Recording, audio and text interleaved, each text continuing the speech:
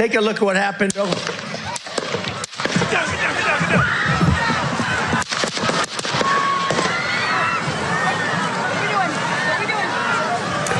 Voilà, c'est donc l'information de la nuit, cette tentative d'assassinat à l'encontre de Donald Trump. Et les images resteront dans l'histoire, celle de Donald Trump en plein meeting en Pennsylvanie cette nuit devant des milliers de soutiens, puis ces détonations, le service de sécurité qui se jette littéralement sur lui, son visage qui réapparaît ensanglanté, l'ex-président le poing levé, évacué, un spectateur tué, 2 autres blessés.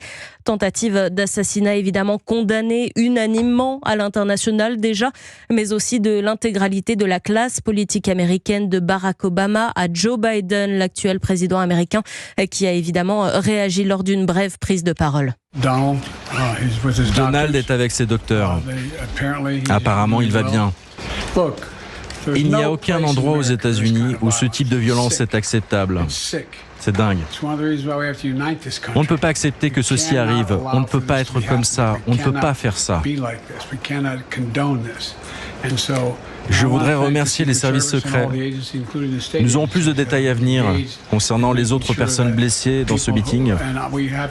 Nous n'avons pas encore de détails et nous les rendrons disponibles dès que nous le pourrons. Et peut-être que nous reviendrons vers vous plus tard ce soir. Voilà cette prise de parole de Joe Biden cette nuit. Après, je vous le rappelle, cette tentative d'assassinat de Donald Trump lors du meeting de l'ex-président à Butler en Pennsylvanie. Bonjour Aviva Fried. Bonjour à tous. Vous êtes la correspondante d'Europe 1 aux États-Unis. Pouvez-vous nous rappeler concrètement ce qu'il s'est passé ?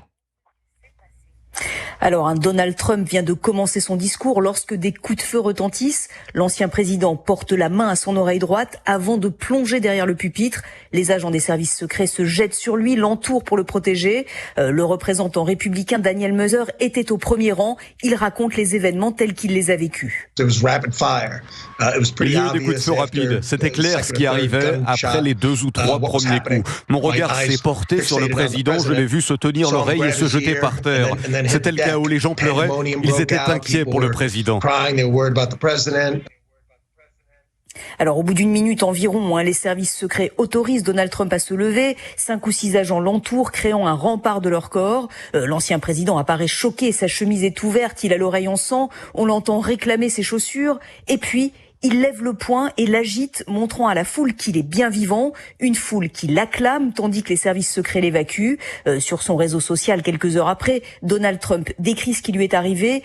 J'ai compris immédiatement que quelque chose n'allait pas quand j'ai entendu un bruit de sifflement, des tirs et senti immédiatement la balle transpercer ma peau. Il y a eu beaucoup de sang, donc je me suis rendu compte de ce qui se produisait.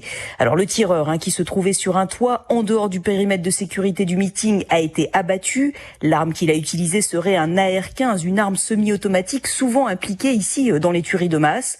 Le FBI n'a pas voulu donner l'identité de ce tireur ou sa motivation, mais il s'agirait d'un homme d'une vingtaine d'années, originaire de Pennsylvanie. Une personne du public a été tuée, 2 autres grièvement blessés. Donald Trump, lui, va bien. Il s'est entretenu avec Joe Biden il y a quelques heures. Et dans un message, son équipe de campagne a confirmé l'ancien président sera bien à la convention républicaine qui commence demain à Milwaukee. Merci beaucoup, Aviva Fried, correspondante d'Europe 1 aux États-Unis, et le FBI qui confirme à l'instant qu'il s'agit d'une tentative d'assassinat